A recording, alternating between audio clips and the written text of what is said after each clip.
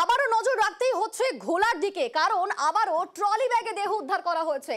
দেখেছি আমরা এর আগেই কুমারটুলিতে ট্রলি ব্যাগে দেহ উদ্ধার করা হয়েছিল, আর তারপর ঘোলাতে আবারও হাড় হিম রহস্য, ট্রলি ব্যাগে দেহ উদ্ধার।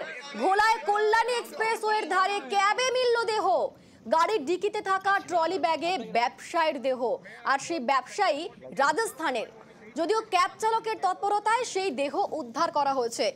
রাজস্থানের ব্যবসায়ী খুনে গ্রেফতার করা হয়েছে দুজনকে। তবে কিভাবে গ্রেফতার করা হলো, আমাদের সঙ্গে রয়েছেন প্রতিনিধি সুবীর। সুবীর বলতে পারবে, সুবীর, এই ব্যবসায়ীকে খুন করা হলো, তারপর সেই খুনে অভিযুক্ত দুজনকে পাকড়াও করা হলো, কিভাবে গ্রেফতার করা হলো, কিভাবে তাদের খোঁজ পাওয়া গেল, একেবারে পুরো বিষয়টা কিভাবে ঘটলো তোমার থেকে স্পষ্ট জানতে চাইবো।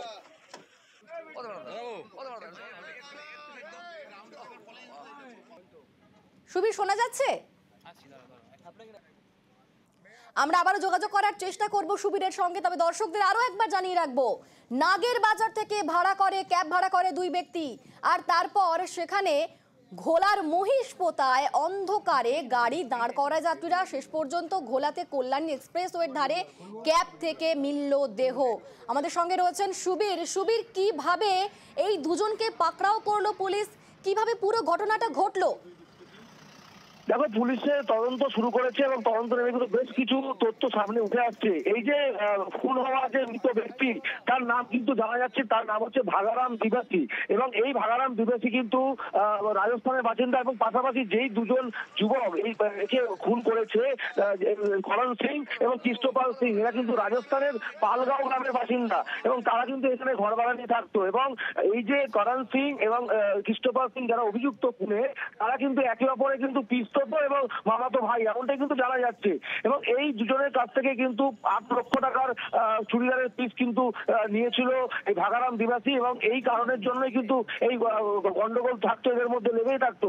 এবং গত কয়েকদিন আগেও কিন্তু এদের মধ্যে গন্ডগোল হয়েছে, এবং গতকাল দুপুরবেলা কিন্তু আবার চরমে ওঠে সেই গন্ডগোল। এবং এই যে ভাগারাম দিবাসী, সে কিন্তু তাদেরকে টাকা দিতে এসেছিল গিরিশ পার্কের সেই বাড়িতে, এমনটাই জানা যাচ্ছে। কিন্তু যেই টাকা তারা পায়, সেই টাকার কিন্তু সে যে দিতে ছিল সেই টাকা কিন্তু পুরোটা কিন্তু সেই তারা পায়নি। এবং এই নিয়ে কিন্তু গন্ডগোল হয়, তর্কাতর্কি হয়। তারপরে কিন্তু প্রথমে তাকে শ্বাসকাজ করে, তারপরে গলার নলি ধারালো অস্ত্র দিয়ে কেটে, তারপরে বস্তার মধ্যে কাপড় দিয়ে পুড়িয়ে দিয়ে কিন্তু তারপরে ট্রলি ব্যাগের মধ্যে। একেবারে সুবীর, তুমি আমাদের সঙ্গে থাকো, আমরা এই বিষয়ে অবশ্যই প্রত্যেক মুহূর্তে নজর রাখছি।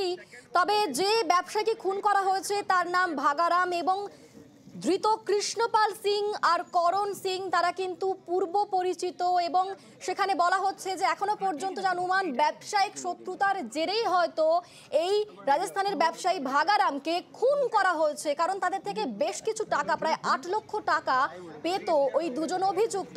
এখনো পর্যন্ত পুলিশের তরফ থেকে কি বলা হচ্ছে, আমরা পুলিশের বক্তব্য একবার শোনাবো। লোকাল থানার গাড়ি ঘোরাঘুরি করছিল হাইওয়েতে, তখন দেখতে পাই যে একটা গাড়ি এসে দাঁড়িয়ে একটা ব্যাগ নামাচ্ছে। তো দেখে সন্দেহ হয়, তো ওরা জিজ্ঞাসাবাদ করাতে ঠিক করে অ্যান্সার দিতে পারছিল না। প্রথমে বললো যে গাড়িতে কিছু ক্লথ আছে, অমুক আছে, এইসব বলছিল। তারপরে পরবর্তীকালে যখন আরও জিজ্ঞাসাবাদ করা হয়, ডিটেল বলতে পারে না, তখন ধরা হয়। বাঁধা অবস্থায় ছিল গাড়িটা, মুখও বাঁধা অবস্থায় ছিল, সেলো টেপ দিয়ে আটকানো ছিল, মুখ হাত পা আটকানো ছিল। এরা যতদূর খবর আছে কলকাতার দিক থেকে নিয়ে এসছে। সুবীরের কাছে আরো একবার যাব। সুবীর, গিরিশ পার্কে খুন করা হলো, তারপর সেই দেহ পাওয়া গেল কল্যাণী এক্সপ্রেসওয়েতে, তো সেখান থেকে কিভাবে দেহ নিয়ে যাওয়া হলো, সেই ঘটনাটা পুরো কিভাবে ঘটলো? দেখো, এই যে ঘটনা, অর্থাৎ সেখান থেকে তাকে খুন করে ট্রলি ব্যাগে ভরে প্রথমে নাগের বাজারে নিয়ে আসা হয়, নাগের বাজার থেকে ফের এক ক্যাব ভাড়া করা হয়, করে নিমতা পর্যন্ত আসা হয়। নিমতা পর্যন্ত লোকেশন থাকে গাড়ির, কিন্তু সেই ক্যাব থেকে ক্যাবের চালককে বলে যে বেশ কিছু টাকা তারা দেবে তাকে আরেকটু দূরে কিছুটা জায়গায় নিয়ে যাওয়ার জন্য। তারপরে মুড়াঘাটা ব্রিজ পার করে কিন্তু এই খেবলি ব্রিজ ঝিল, যে মহিষপোতার জায়গায় কল্যাণী এক্সপ্রেসের ধারে, সেখানে কিন্তু গাড়ি করে এসে সেখানে তারা দাঁড়ায়, এবং 10 মিনিট দাঁড়িয়ে থাকার পরে চালক কিন্তু তাদেরকে নেমে যেতে বলে। বলে, তখনই তার চালকের সঙ্গে গন্ডগোল বাড়ে। তখনই কিন্তু এলাকা থেকে ঘোলা থানার যে টহলদারি ভ্যান তখন সেখান থেকে যাচ্ছিল এবং সেই সময় কিন্তু তাদের মধ্যে জিজ্ঞাসাবাদ শুরু করে পুলিশ। যখন জিজ্ঞাসাবাদ শুরু করতে যায় তখনই কৃষ্ণপাল সিং সেখান থেকে দৌড়ে পালিয়ে যায়। তখন করণ সিংকে পুলিশ গ্রেপ্তার করে এবং গ্রেপ্তার করার পরে কিন্তু গোটা বিষয় কিন্তু জেরাতে সে স্বীকার করে এবং তারপরে ঘটনাস্থলে বিশাল পুলিশ বাহিনী আসে এবং এসে গাড়ির ডিকি খোলার পরেই কিন্তু এই গোটা বিষয়টি জানা যায়। কিন্তু এটাও জানি নাকি 8 লক্ষ টাকা যে পেত এই কৃষ্ণপাল সিং এবং করণ সিং, সে 8 লক্ষ টাকার মধ্যে বেশ কিছু নগদ টাকা গতকাল কিন্তু তাদের বাড়িতে দিতে গেছিল এই ভাগারাম নিবাসী, এমনটা জানা যাচ্ছে। এবং গতকাল মৃতদেহ উদ্ধার করার পরে বেশ কিছু নগদ টাকা পুলিশ কিন্তু উদ্ধার করেছে। পুলিশ যেটা মনে করছে যে এই নগদ টাকাটাই কিন্তু ভাগারাম নিবাসী দিতে গিয়েছিল এই 2 অভিযুক্তকে, কিন্তু সেই টাকাতে তারা সন্তুষ্ট নয়। এমন কারণের জন্য কিন্তু ভাগারাম নিবাসীকে খুন করে ট্রলি ব্যাগে ভরে এই কাণ্ড ঘটিয়েছে এই 2 অভিযুক্ত, এমনটাই কিন্তু জানা যায় পুলিশ সূত্র থেকে। আপাতত ধন্যবাদ তোমাকে সুবীর।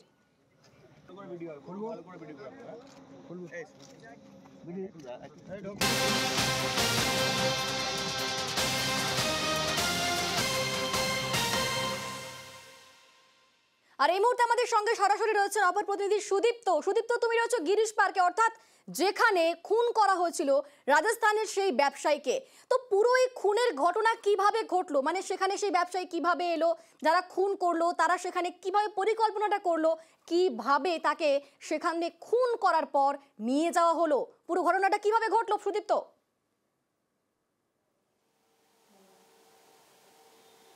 দেখো অনিন্দিতা, আমি রয়েছি একেবারে গিরিশ পার্কের 165 নম্বর মুক্তারাম বাবু স্ট্রিটের একদম ঠনঠনিয়া কালীবাড়ি থেকে ঢিলছোড়া দূরত্বেই এই জায়গাটা। এবং ঠিক আমার ক্যামেরা পার্সন দীপঙ্করকে একবার দেখাতে বলবো যে ঘরটার ছবি দীপঙ্কর দেখাবে এই মুহূর্তে, সেই ঘরটাতেই কিন্তু করণ সিং এবং কৃষ্ণপাল সিং তারা কিন্তু এখানে ভাড়া থাকতেন। তারা কখন ভাড়া নিয়েছিলেন? প্রায় 9 মাস আগে রমেশ প্রজাপতি নামে একজন, তিনি রাজস্থানের বাসিন্দা, এই ঘর কিন্তু ভাড়া নিয়েছিলেন। কে রমেশ প্রজাপতি?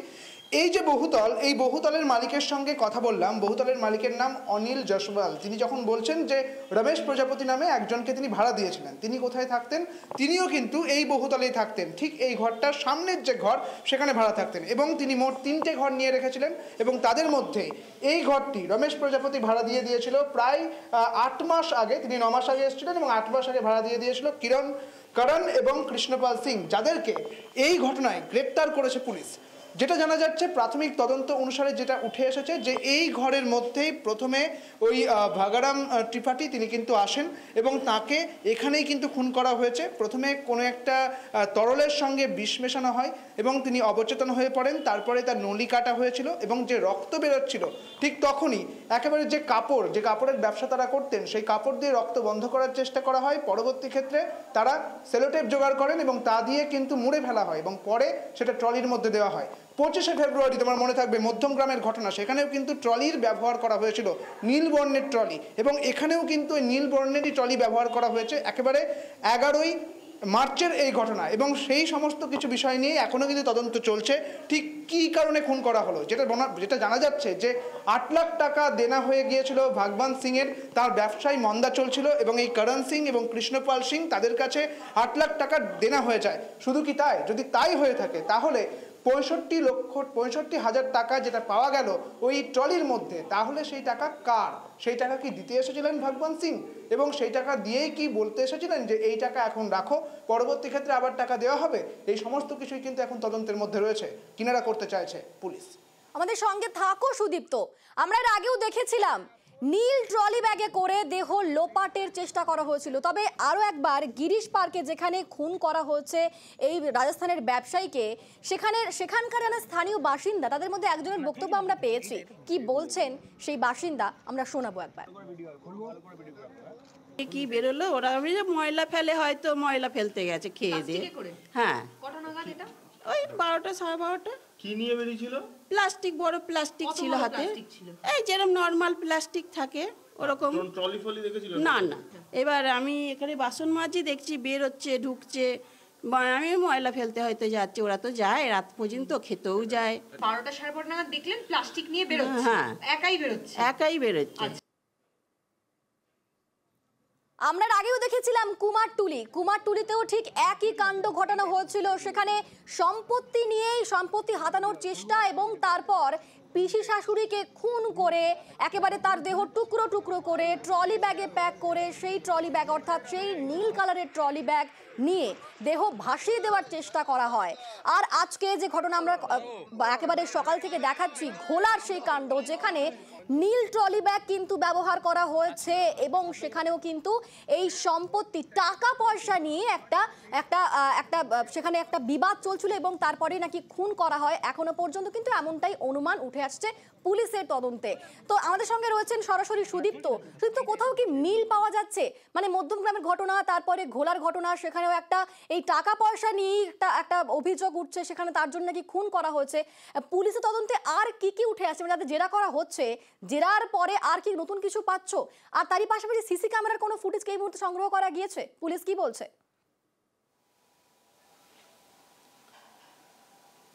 দেখো, তোমার প্রশ্নের মধ্যে একেবারে শেষের প্রশ্ন থেকে শুরু করছি। এই যে অনিল জয়সওয়াল, যে এই বহুতলের মালিক, সেই বহুতলে যে সিসিটিভি রয়েছে, একবার দেখাতে বলবো আমার ক্যামেরা পার্সন দীপঙ্কর, সেই ছবি দেখাবে। সেই সিসিটিভি কিন্তু বিকল। কিভাবে জানলাম? অনিলের সঙ্গে কথা বলার পর এই সিসিটিভি বিকল তা জানা গিয়েছে, অর্থাৎ সিসিটিভি ফুটেজ এই বহুতলের ক্ষেত্রে পাওয়া যায়নি। এবারে যেটা জানা যাচ্ছে, এবারে যেটা দেখা যাচ্ছে যে মধ্যম গ্রামের যে ঘটনা, অর্থাৎ নীল ট্রলি ব্যাগের যে ঘটনা, কাকতলীয়ভাবে একটা মিল, এক্ষেত্রেও কিন্তু একটি নীল ট্রলি ব্যাগ দেখা গিয়েছে এবং সেখানেই কিন্তু পেঁচিয়ে ওই দেহ সেলোটেপ দেওয়া ছিল ওই নলির মধ্যে, গোটা মাথাটার মধ্যে, সেই ছবি কিন্তু দেখা গিয়েছে। আর যেখানে একটি যে যোগসূত্রের যে ব্যাপারটি তুমি বলছিলে, সেটা হচ্ছে যে সম্পত্তি। এক্ষেত্রে যেটা জানা যাচ্ছে যে ওই যে ভাগারাম ত্রিপাঠী, তিনি যে ব্যবসা করতেন, সেই ব্যবসা একেবারে কাপড়ের ব্যবসা ছিল এবং অন্যদিকে এই কৃষ্ণপাল সিং এবং অন্যদিকে করণ সিং, তারা যে ব্যবসা করতেন সেটাও কিন্তু কাপড়ের ব্যবসা ছিল। এবারে এই কাপড়ের ব্যবসা তারা দুজনেই করতেন এবং অন্যদিকে যেটা জানা যাচ্ছে যে ভাগারাম ত্রিপাঠী যে কাপড়ের ব্যবসা, সেই টাকা চলে যেত নেপালে, সেই ব্যবসা চলে যেত নেপালে এবং সেই সঙ্গে বাংলাদেশেও। কিন্তু বাংলাদেশের অশান্তির জেরের পর সেই ব্যবসা ওখানে বন্ধ হয়ে যায়, তার ফলে কিন্তু ব্যবসার ক্ষতি হয় এবং তারপরে 8 লাখ টাকা ধার নিয়েছিল ওই ভাগারাম ত্রিপাঠী। কাদের কাছে? কৃষ্ণপাল সিং এর কাছে এবং করণ সিং এর কাছে। তারা মিলিতভাবে সেই টাকা ধার দেয় এবং বিগত কিছুদিন ধরে সেই টাকা তারা যখন চাইছেন, ভাগারাম সেই টাকা দিতে পারছেন না। এবং যেটা জানা যাচ্ছে, গত পরশু দিনকে ভাগারাম সিং এই ঘরে আসেন এবং তাদেরকে এই টাকা দেওয়ার জন্য এসেছিলেন, তবুও একেবারে সম্পূর্ণ টাকা নয়, কিছু টাকা যা তারা নিতে চাননি। তখনই কিন্তু বচসা চরমে যায় এবং তারপরেই যেটা জানা যাচ্ছে যে গতকাল যে খুনের কথা জানা যাচ্ছে এবং তারপরেই কিন্তু তাকে খুন করা হয়েছিল এবং ঠিক এই কারণেই খুন করা হলো কিনা, নাকি এর পেছনে আরো অনেক কিছু লুকিয়ে রয়েছে কিনা, সেই পুরো বিষয়টি খতিয়ে দেখছে পুলিশ। এই পরতে পরতে রহস্যর সমাধান করার চেষ্টা করছে পুলিশ। আর এই বহুতলের মালিক অনিল জয়সওয়াল, তিনি ঠিক কি বলছেন আমাদের শোনাবো। যে আপনার এখানে ওই কৃষ্ণপাল আর করণ পাল কি ভাড়া থাকতেন? করণ পাল সিং না, ওরা আমার কাছে থাকতো না। উনি রমেশ প্রজাপতি আছে না, হ্যাঁ, ওর কাছে ওর লোক ছিল। রমেশ প্রজাপতি কোথাকার বাসিন্দা? ও রাজস্থানে আছে। আচ্ছা, কতদিন আগে আপনার কাছে ভাড়া নিয়েছিল? আমার 9-10 মাস হয়ে গেছে। এগ্রিমেন্ট করেছিলেন? হ্যাঁ হ্যাঁ। কার নামে এগ্রিমেন্ট ছিল? রমেশ প্রজাপতি।